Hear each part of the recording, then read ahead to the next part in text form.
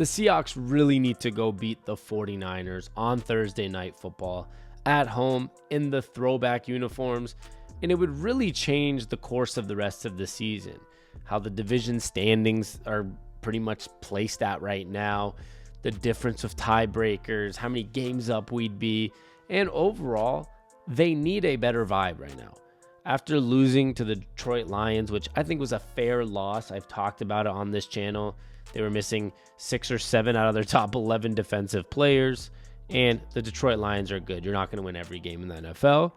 They went the next week and lost to the New York Giants, who are at a minus 15 point differential on the season, who are last place in the NFC East, who were 1-3 going into that game, and the Seahawks lost. They started off 3-0. A loss to the 49ers would put them at 3-3. You can't let that happen.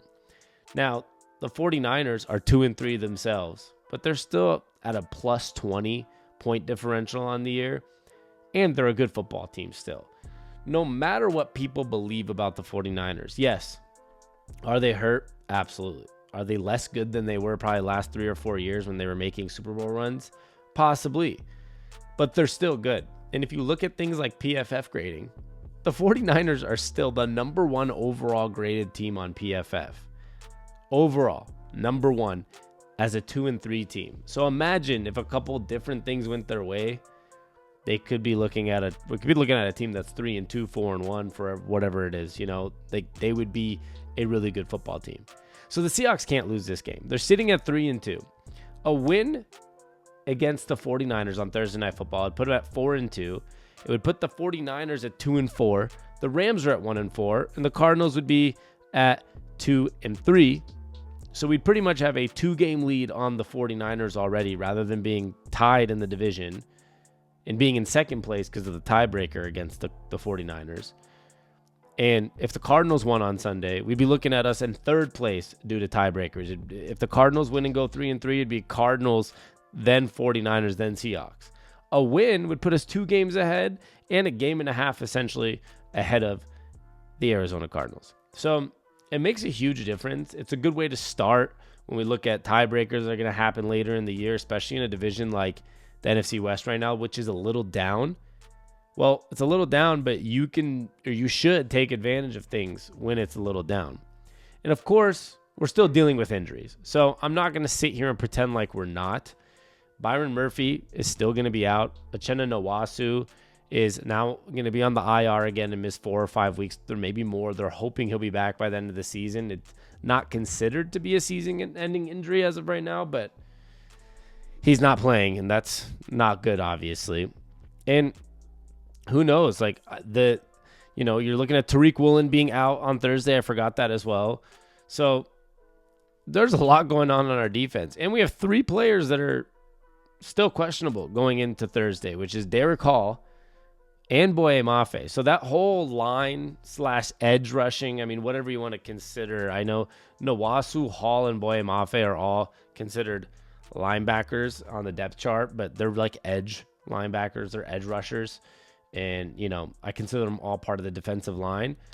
Murphy out, Nwasu out. Hall is questionable. Boye Mafe is questionable.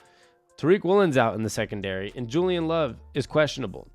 It doesn't help that we played on Sunday and we're playing on Thursday. It's literally a 3-day gap until the game's there. It obviously does not help a situation of players getting healthier. But I'm really hoping Hall, Love, and Mafe actually end up playing, because we already have some hits on the defense. And obviously, it's not the easiest thing to deal with. And you look at the offensive side of the ball, the offensive line needs to be a lot better. The run game needs to be better. And there's so many reasons behind that. I think it was my brother George who put on our Seattle on Tap channel. You can see it on YouTube at Seattle on Tap, or anywhere on social media. The video's on TikTok, Instagram, all those places. That's where our podcast goes too. That Stone Forsythe and like Anthony Bradford were like 100th and 125th out of all qualifying players on PFF when it came to pass blocking. It's not good. And it's been affecting the whole balance of the team when the offensive line's like that. Still having George Fant out and still having Abraham Lucas out, it really affects this entire offense to the point where we've been getting behind and we don't run the ball. Kenneth Walker had 5 carries against the Giants. And the Seahawks currently have the most pass attempts in the league and the least run attempts in the league. That's not going to work against a team like the 49ers. We've lost 6 straight to the 49ers. Kyle Shanahan dominates the Seahawks. And maybe that was him dominating Pete Carroll-led teams, whatever. Maybe he was out-coaching Pete Carroll. But, I mean, we saw, in all honesty, Mike McDonald, I will say McDaniel, because there's Mike McDaniel for the Dolphins and Jaden Daniels, and there's so many Daniels. Mike McDonald, we saw him kind of get out-coached by Brian Daboll, or out-executed at least. Kyle Shanahan's another level.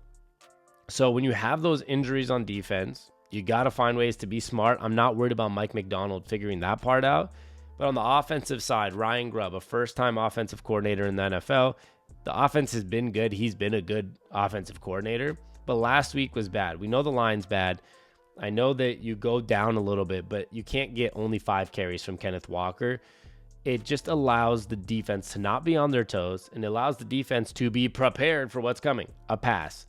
And that puts Geno Smith under pressure, the offensive line under more pressure, and causes no balance in the offense. So injuries, decision-making, getting out executed has been some reasons we've lost games in the last couple weeks. And obviously people have complained about refs, including me. The Lions game had a lot of weird missed calls or bad calls. The Tyler Lockett offensive PI, DK Metcalf getting tackled in the end zone and it wasn't PI. DK Metcalf being in on the 2-point conversion that they called him out and the booth didn't review it for some reason. There was a lot of weird stuff. Against the Giants, a lot of people complained about, the long snapper getting his head pushed down. Technically, it was like a glitch in the rule book. The guy jumped over one of the other guys, and he technically wasn't holding the long snapper so he can push him down. It doesn't matter. I'm not using it as an excuse. But there's just been small things like that have been happening. Refs, injuries, being out executed by coaches. And, I love Mike McDonald. I think he's going to be one of the best coaches in the NFL for the next 10, 15 years, like a Sean McVay, like a Kyle Shanahan, like all these good young coaches. But it's his first season, and he might have been out-coached by Dan Campbell and Brian Daboll. And like I said, Kyle Shanahan's probably better than both those coaches in another level. So whatever happens on the defense and the injuries, you got to figure it out. Whatever is going on with the offense, the offensive line, the play calling, you guys have to figure it out. You got to have a balanced run game and a balanced pass game. And the only way to do that is by establishing the run and get things going. Because if you give the 49ers defense a chance to just say, they're never running the ball anymore, we're already up 14-0 and there's no balance, there's going to be a lot of pressure on that offensive line, which in turn gives Geno Smith 0.2 seconds to throw the ball. So with all that said, is there a lot of concerns for me? Absolutely. That's just the reality. I'm very concerned about this game, but I do think there's good reason we could also win this game. And speaking of winning this game, my quick sponsor, Rebet, or any other sports betting app or player props apps that you want to play with, you can check out the Rebet app. It's legal in Washington State. A minimum $10 deposit using code ONTAP. They'll match you up to $100. You put in 20, they'll give you a $20 free bet. I'm going to take the Seahawks plus 3.5. So they're 3.5 point underdogs. AKA, if they lose by 3, you still win. You could put whatever it is. I'm just going to put $3 for fun to win $5.73. In Rebet, you do bet spreads. You can bet player props and cash it in for real money when you win, which is pretty cool. And if you're in any other state that has other legal stuff, you can use the link right below Rebet in my description, and you can press your state. We have Caesar Sportsbook as one of our sponsors. We have Underdog, Sleeper, Rebet. So you can click your state, see what's legal in that state, and sign up, and it helps us grow and helps me do more videos for you guys. So do I think the Seahawks can win? Yes. Do I think it's fair they're underdogs? Also, yes. They could lose by 3, still win our bet, and that's a very big possibility considering how we've played against the Lions and Giants. I think especially against the Giants. I mean, when you consider the Lions game, I talked about this on the channel. If you want to see my recap, it's on this channel. There was a lot of positives to take out of that loss. Against the Lions, we outrushed them, we outpassed them, we outgained them in every category, time of possession. There's just some things that didn't go our way. Last 2 games, big DK Metcalf fumbles. He's been fumbling in big moments. Kyle couple big plays, but the defense couldn't stop Jared Goff. He was 18 for 18. The Giants got a little lead, and it kind of put us behind, and it kind of ruined the flow of our offense and the balance. The Lions game, I took more positives out of. The Giants game is a little more like, damn, that's an embarrassing loss. But overall, I don't take those two losses as like, oh, the Seahawks are not a good football team anymore. The thing is, they have to win this game, though, because the next game's a 10 a.m. game in Atlanta, and Atlanta's pretty good, and Kirk Cousins is pretty good. And then after Atlanta, who's pretty good, it's the Bills and 3 divisional opponents, and you can always lose to a divisional opponent. The Rams, they beat the 49ers. That's a tough game. And then at 49ers, that's a tough game. And then the Cardinals, they've looked pretty good. They just beat the 49ers too. They were good against the Bills. That's tough. And then it's at the Jets. And then it's at Arizona. And then it's Green Bay. And then it's Minnesota. And then it's at Chicago, who's been better. And then it's at the Rams again. I think there's not one easy game left on the schedule, so to say. The 2 Rams games, or maybe the Cardinals if they, come back down to earth a little bit. I know they're 2-3, but they're a pretty good football team. Other than that, we're talking about Falcons or a contender, the Bills, the 49ers, Cardinals, Rams. I'm not even going to mention them because at the end of the day, division, you never know what happens. Jets have Aaron Rodgers. Packers are a contender. Vikings are a contender. Bears are getting better every week. You got to win this game at home. Thursday Night Football on Amazon. Primetime game technically. The throwbacks. Trying to make a statement in the division. It changes the vibe. It changes the course of how a lot of people will feel about this season if you go win that game. It'll change how everyone sees us. It'll change how we see ourselves. You have to win it. Injuries are injuries. Yeah, it's an excuse sometimes, but injuries are injuries, and you have to deal with them in the NFL. The 49ers have like 20 players injured. The Rams have a bunch of injuries. Every team has a bunch of injuries, and they're still finding ways to win when they need to. Seahawks have to do the same thing. The defense needs to be better. The offense needs to be better. All of it. And go beat the 49ers. We've lost 6 straight. We can't lose any more straight to them. I won't accept it. I don't like losing to the 49ers. They're like the Astros of football to me. Minus the cheating.